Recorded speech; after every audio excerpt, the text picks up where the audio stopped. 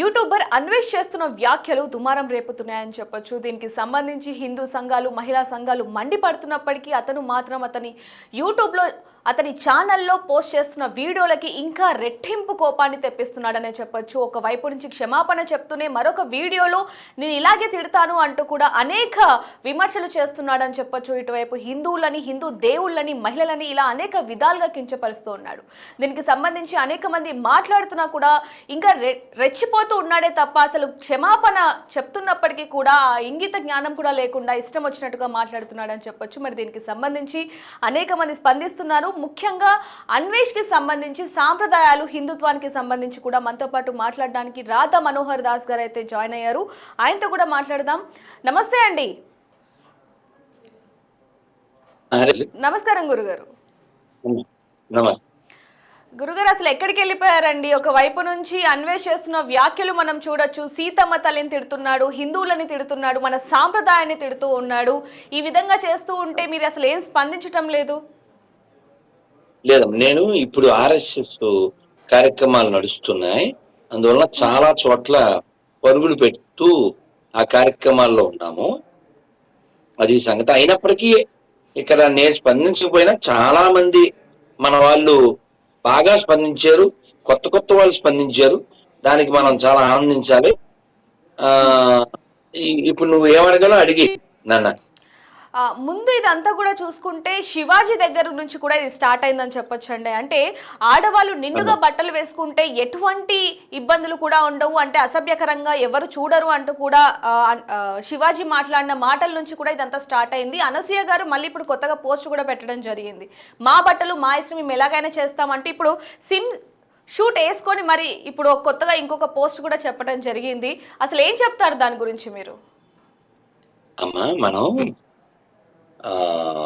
అంటే కొన్ని ఉదాహరణలు ఇస్తే బాగుండదు, కానీ ఇవ్వకపోతే కూడా అర్థం కాదు. మనకిచ్చిన స్వేచ్ఛ ఈ భూమి మీద చాలా స్వల్పం, మనకున్న ఆయుర్దాయం కూడా చాలా స్వల్పం.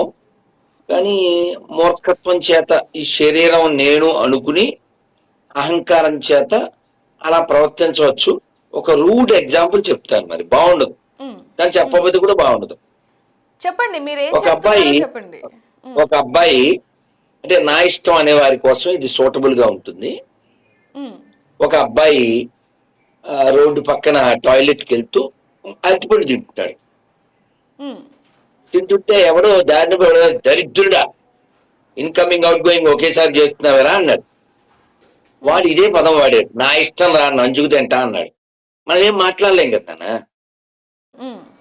అలాంటి వాటి మీద మనం ఏం కామెంట్ చేస్తాం నాన్న కదా. భగవంతుడు మనిషికి మాత్రమే ఇంగిత జ్ఞానం అని ఒకటి ఇచ్చాడు.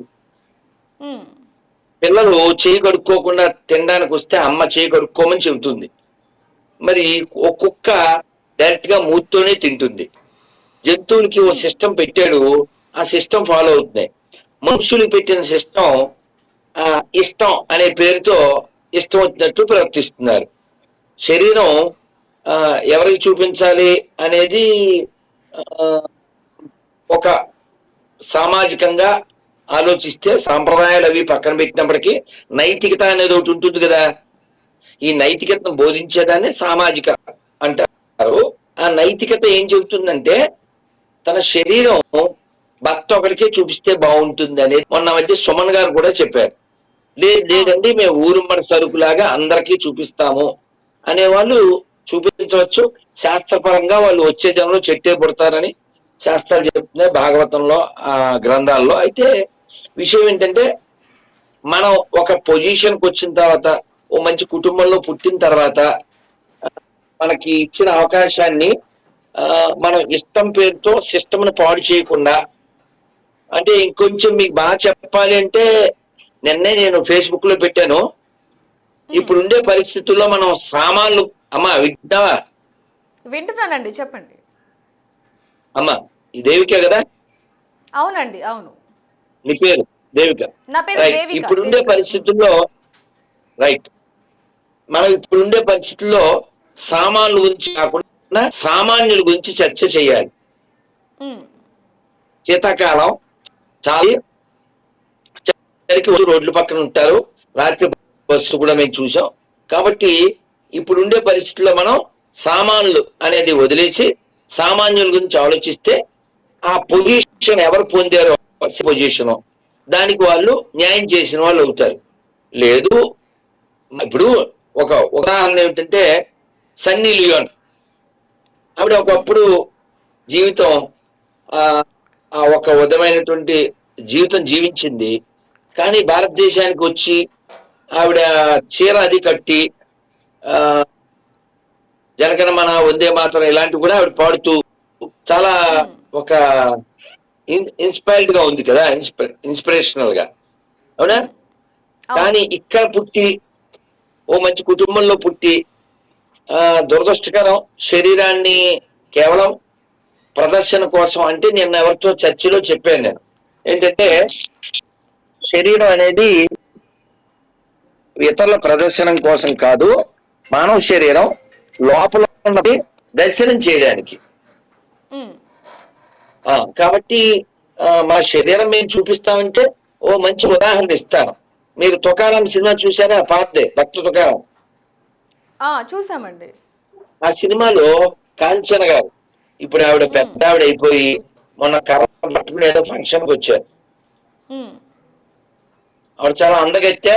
ఆ సినిమాలో డాన్స్ అది చేసి తుకారాం గారికి వికారం తెప్పిద్దామని అనుకుంటుంది.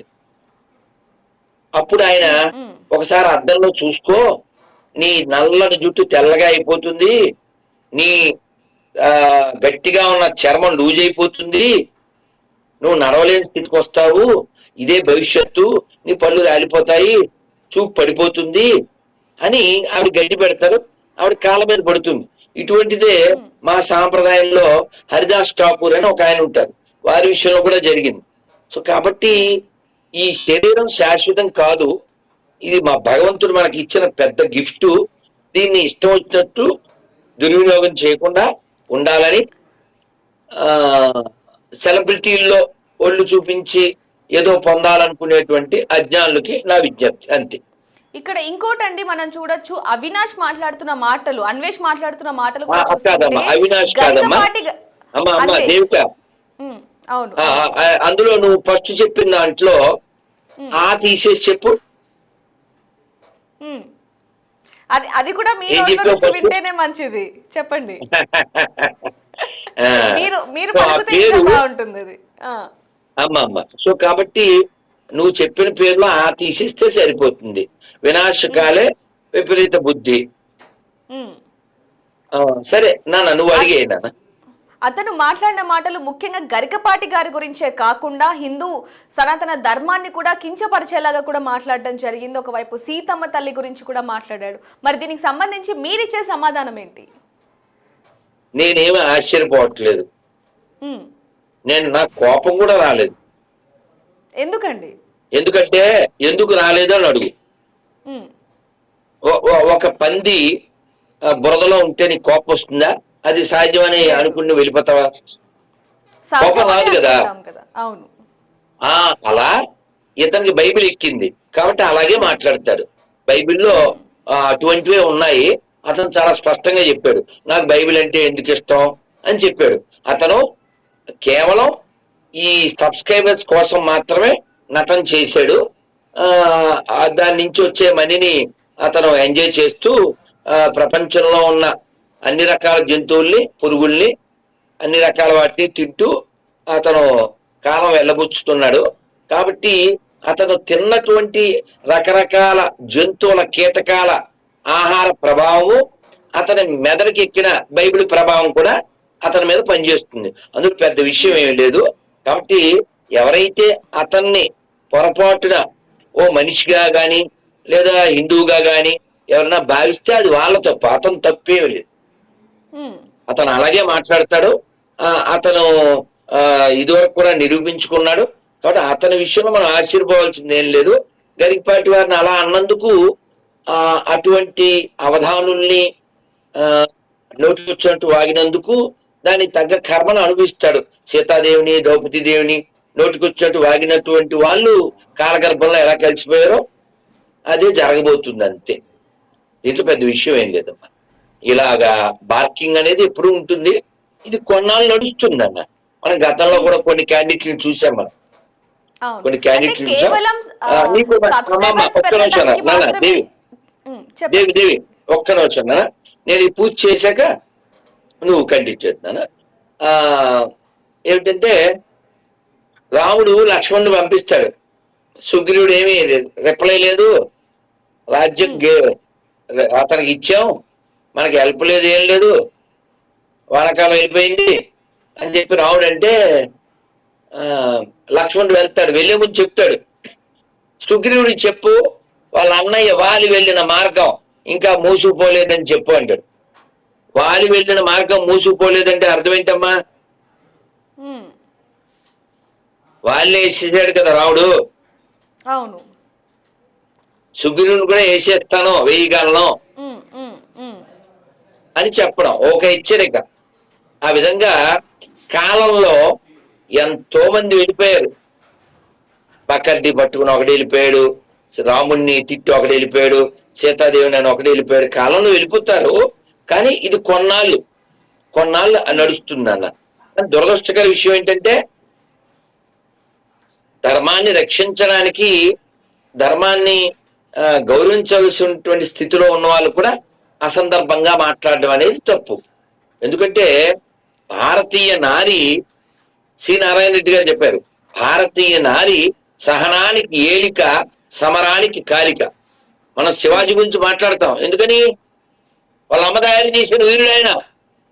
కాబట్టి అటువంటి తల్లులు కావాలి తప్ప ఏదో దేహాన్ని ప్రదర్శన కోసం ఉంచుతాను అనేటువంటి వాళ్ళు కాలంలోనే సమాధానం వస్తుంది తల్లి. నెక్స్ట్ గురుగారు, ఆ పదజాలం మనం చూడొచ్చు, ఇష్టం వచ్చినట్టుగా మాట్లాడడం. ఒకవైపు గురించి బాడీ పార్ట్స్ దగ్గర నుంచి మాట్లాడుతున్నాడు అంటే అసలు ఏ విధంగా చూడొచ్చు అంటారు?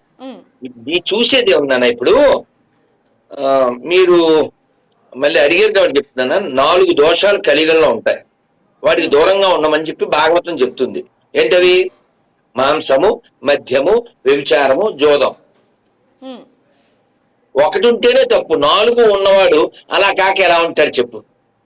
అంటే నేను మిమ్మల్ని ఈ ప్రశ్న ఎందుకు అడుగుతున్నాను అంటే, ఇప్పటి వరకు కూడా హిందుత్వం గురించి కావచ్చు, లేకపోతే మహిళల గురించి కావచ్చు, ఎవరైనా కించపరిచేటట్టు మాట్లాడితే మీరు ఎంత ఖండించారనేది మనందరికీ కూడా తెలిసిందే. అలాంటిది మీరు ఇతని మీద మాట్లాడే మాటలు రేపు పొద్దున ఇంకొకరు ఎవరైనా సరే ఇలా మాట్లాడాలి అనుకునే వాళ్ళు ఖచ్చితంగా ఆలోచిస్తారు. కాబట్టి నేను మిమ్మల్ని ఈ ప్రశ్న అడగడం జరిగింది. చాలా సంతోషం. ఇతను నిన్న వేరే ఇంటర్వ్యూ ఎక్కడో చూశాను, ఏదో 14 ఏళ్ల అమ్మాయికి 1000 రూపాయలు ఇచ్చి ఏదో అని విన్నాను. అవును. సో కాబట్టి మనం ఇంకా ఎక్స్పెక్టేషన్ ఏం చేస్తాందనా? ఇది అడ్డమైన జంతువుని తింటాడు, అడ్డమైన పురుగుల్ని తింటాడు, పావుల్ని తింటాడు, కప్పల్ని తింటాడు, భగవంతుడు ఇచ్చే నోరుని దానికి వాడుతున్నాడు.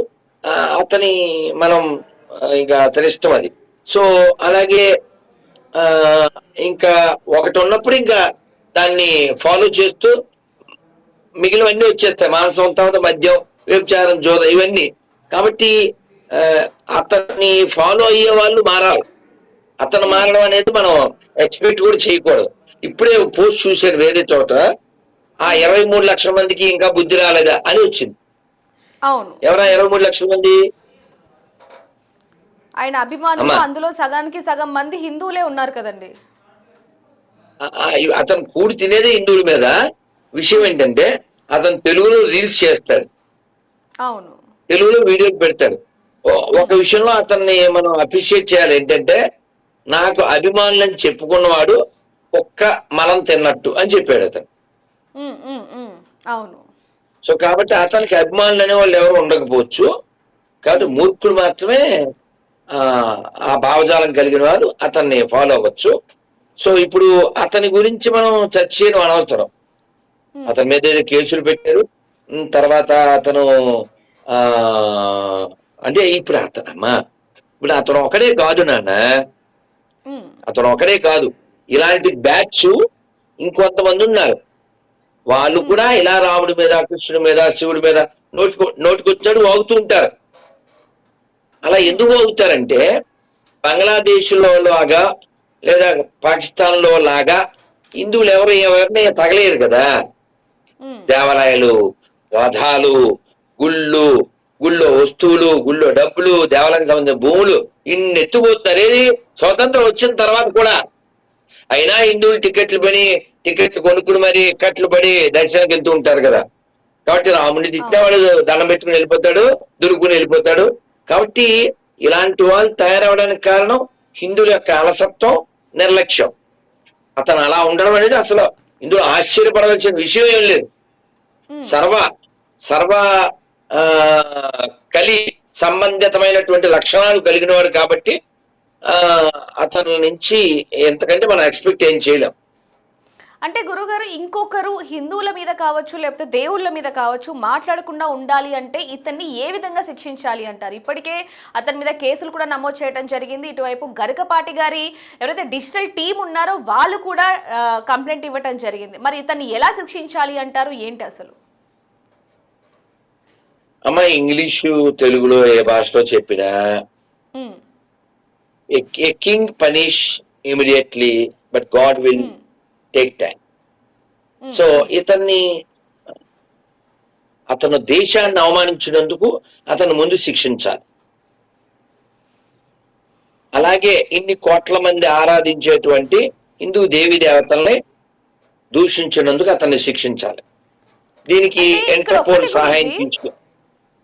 ఇక్కడ ఒక మాట గురూజీ, అంటే సామాన్లని కప్పిపుచ్చుకోండి అని చెప్పిన శివాజీ గారి మీద మహిళా కమిషనర్ వరకు వెళ్ళి కంప్లైంట్ ఇవ్వటం జరిగింది ప్రముఖులు కొంతమంది. మరి అలాంటప్పుడు దేశాన్ని, మహిళల్ని, దేవుళ్ళని ఇంతగా కించపరుస్తూ ఇంత హీనంగా మాట్లాడుతున్నా మరి ఇతని మీద ఎలాంటి కేసులు పెట్టాలి? అసలు ఏ విధంగా మహిళలందరూ కూడా స్పందించాలి అంటారు? స్పందిస్తున్నారు. నా అభిప్రాయం ఏమిటంటే, నాన్న, ఇప్పుడు మీరు నన్ను జూమ్ కాల్కి పిలిచినట్లుగా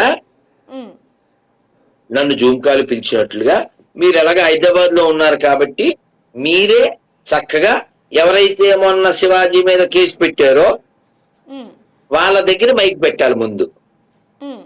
వాళ్ళు అసలు స్పందించని పరిస్థితి కనిపిస్తుంది కదా గురూజీ గారు. అంటే పారిపోయారని అర్థం. మాట్లాడితే బయటికి వచ్చే వీళ్ళు మన దేవుళ్ళ మీద, మన దేశాన్ని, మన సంస్కృతి మీద ఇంతగా కించపరిచేలాగా మాట్లాడుతుంటే అసలు ఎందుకు బయటికి రావట్లేదు అంటారు? లేదు. ఇప్పుడు విషయం ఏంటంటే, శివాజీ